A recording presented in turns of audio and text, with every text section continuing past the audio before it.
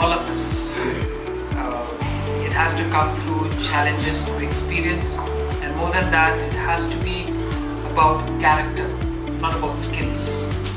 You have the character, the skills will come along the way. So, just that, the leader is meant to lead himself or herself first. It's meant to live the kind of life that you want to preach, and of course, at the end, you have to leave another leader behind it who will carry the footsteps and lead the others forward.